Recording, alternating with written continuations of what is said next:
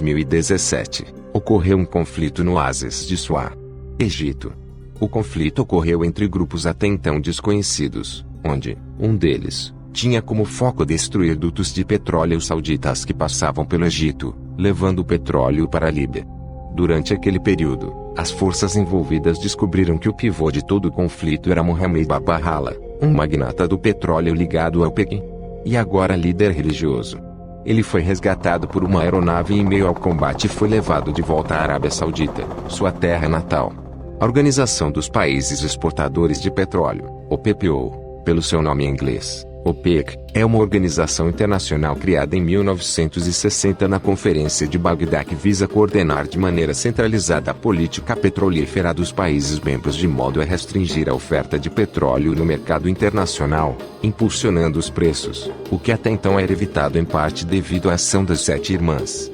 Sete Irmãs ou Sete Irmãs do Petróleo é o apelido dado às 7 maiores companhias de petróleo transnacionais, que dominaram o mercado petrolífero internacional até os anos 60.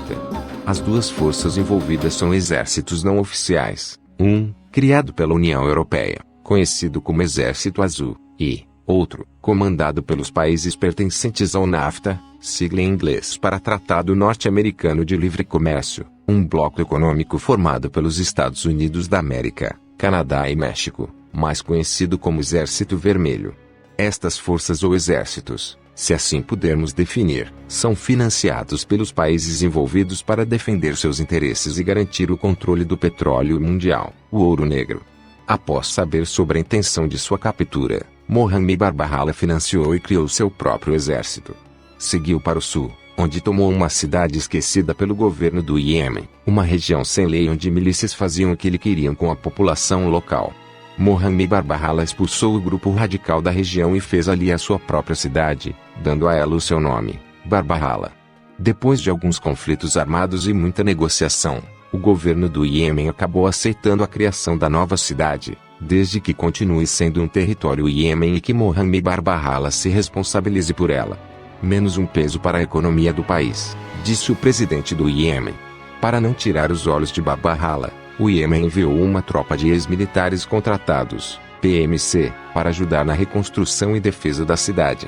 Os mercenários venderam muitas informações, enriqueceram e se retiraram da cidade em 2018, abandonando o contrato com o governo do Iêmen. Após esse episódio, o presidente do Iêmen não enviou mais tropas para a região. Em 2019, o Exército Azul, além de grandes baixas, teve seu financiamento comprometido e também acabou deixando os conflitos na região. A Romênia assume, pela primeira vez, a presidência semestral rotativa do Conselho da União Europeia. Oslo, na Noruega, assume as rédeas como capital verde da Europa e os investimentos são direcionados a projetos relacionados à energia limpa. Hoje, Babbarhala é uma cidade em reconstrução, ocupada pelo grande exército Babbarhala e civis. Uma cidade que vem recebendo pessoas de todo o Oriente Médio em busca de paz e que vê Mohammed Babbarhala como um salvador, aquele que trouxe esperança, expulsou o mal e inicia uma nova era. Até então, tudo parece uma linda história de progresso, porém se apenas olharmos por este prisma.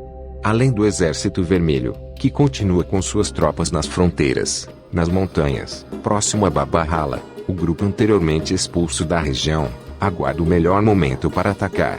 Estes são conhecidos como os monteses.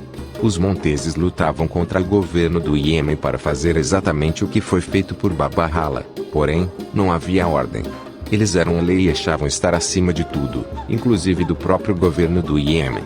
Sua intenção é retomar Babbarhala, vencendo seus ocupantes pelo cansaço, instalado o caos e o terror em todos que se opõem à ideia do seu retorno.